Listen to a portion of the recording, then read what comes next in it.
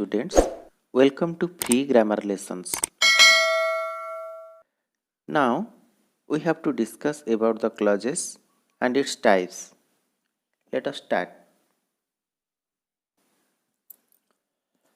First, we have to know what is clause.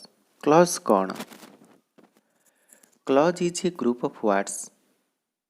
आमे कथा आगुरु जानिछे clause हेउछि किछि शब्दर समाहार. तेबे किपरि शब्द? Clause is a group of words having subject plus verb combination. एपरि शब्द रे यह समाहार अटे जेउथिरे कि गोटे सब्जेक्ट थिबो एवं गोटे वर्ब थिबो. It has complete sense by itself. It has complete sense by itself. एहार गोटे संपूर्ण अर्थ बा संपूर्ण भाव देई पारुथुवा परि एही शब्दमाला सब होइथिबो. In a sentence one or more clauses can be associated. गोटे सेंटेंस रे एक बा एकाधिक क्लजेस रही पारिबे. For example, John is my best friend.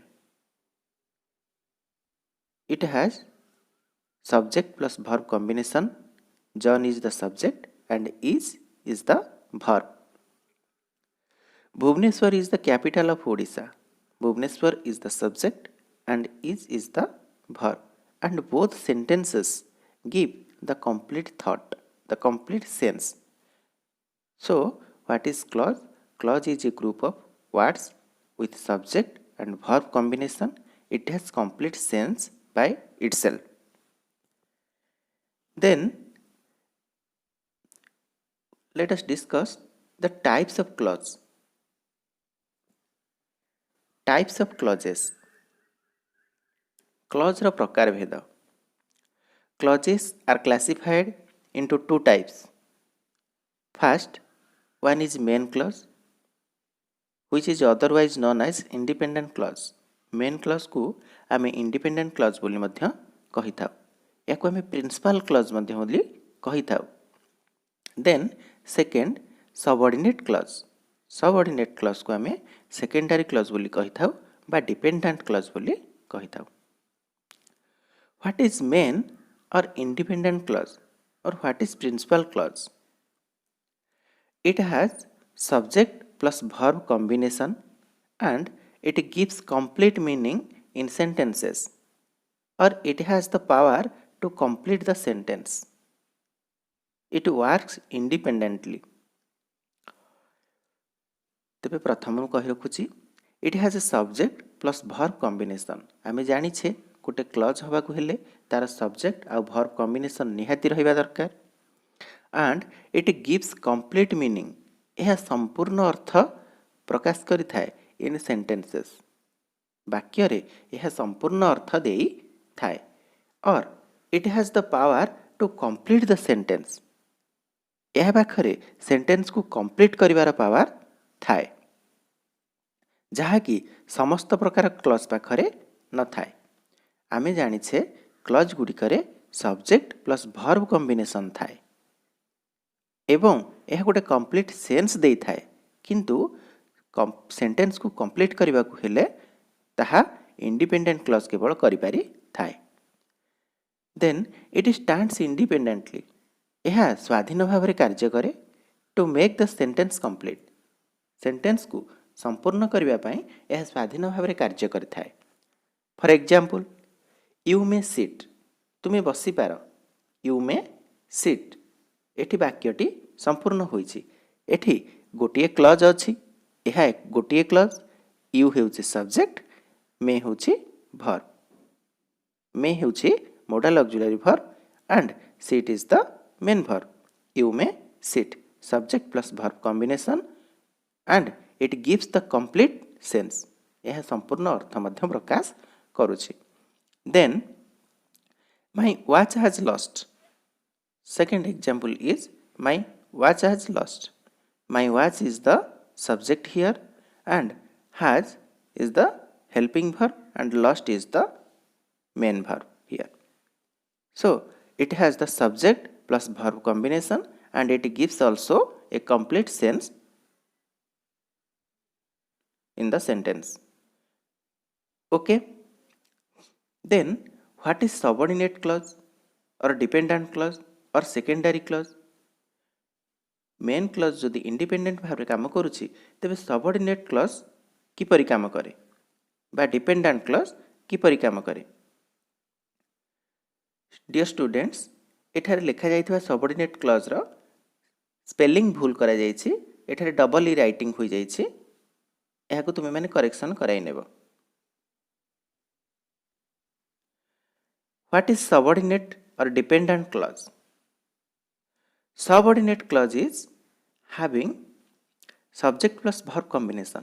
आमे आगरु जानि छे गोटे क्लज हवा को हेले सेतरे सब्जेक्ट प्लस वर्ब कॉम्बिनेशन रहिबा निहाती आवश्यक, but it has not power to complete the sentence. किंतु एहा पाखरे सेंटेंस को कंप्लीट करिवार पावर न थाए, ताहाले एहा कंप्लीट सेंस बा कंप्लीट थॉट हमको प्रदान करी न थाए। It depends on a main clause. इटा गोटे मेन क्लज बा इंडिपेंडेंट क्लज उपरे निर्भर करे।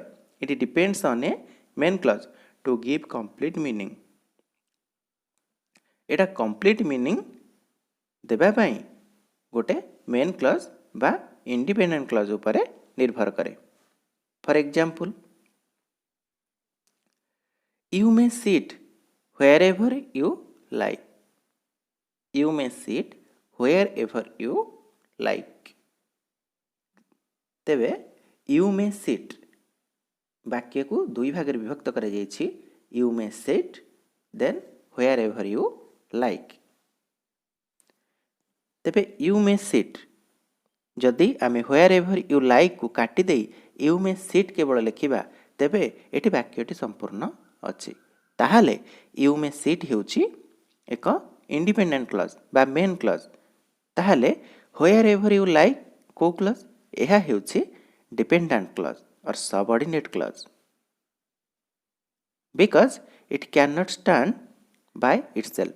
व्हेयर एवर यू लाइक जेउठारे तुमे पसंद करूछ तार किछि अर्थ नाही, किंतु जेतेबेले आमे इंडिपेंडेंट क्लज सहित डिपेंडेंट क्लज को व्यवहार कले you may sit wherever you like, तुमे जेउठारे चाहुछ सेठारे बसी पार। तेबे एठी मेन क्लज होउची और इंडिपेंडेंट क्लज होउची you may sit, subordinate clause और डिपेंडेंट क्लज होउची wherever you like. Without main clause और विदाउट प्रिंसिपल और independent clause the subordinate clause has no meaning. आमे मेन क्लज को छाड़ी देले एठारे जदि आमे मेन क्लज को छाड़ी देबा तेबे एठारे सबऑर्डिनेट क्लज को नेकी आमे वाक्यटी संपूर्ण करि परिबा नाही। सेति पई हमकु मेन क्लज ऊपर निर्भर करिबा को पड़िबो बा इंडिपेंडेंट क्लज ऊपर हमकु निर्भर करिबा को पड़िबो। Then example, other examples, Gita is beautiful whose eyes are blue. Gita हेउची सुंदर जहार आखि गुड़िक नील। अर्थात एठारे देख पिला माने एठी मध्य सेंटेंस को दुईटी भागरे विभक्त करा जायछि। गोटे होची Gita is beautiful then whose eyes are blue. आमे जदि केवल हुज आईज आर ब्लू लिखिबा तेबे it can not give the complete sense or complete thought. Whose eyes are blue जहार आखि गुड़िक सुंदर, तेबे एठी यह संपूर्ण अर्थ प्रकाश कला नाही बा वाक्यटी संपूर्ण हैला नाही। तेबे आमे जदि कहिबा Gita is beautiful whose eyes are blue, Gita हेउची सुंदर जहार आखि गुड़िक नील अटे, यह संपूर्ण अर्थ प्रकाश करूची।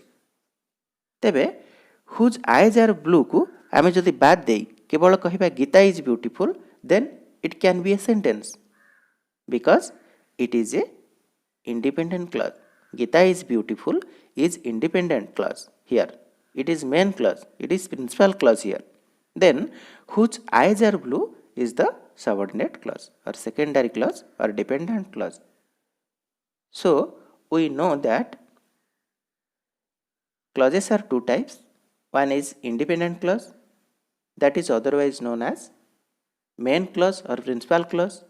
Then other is secondary clause or dependent clause or subordinate clause.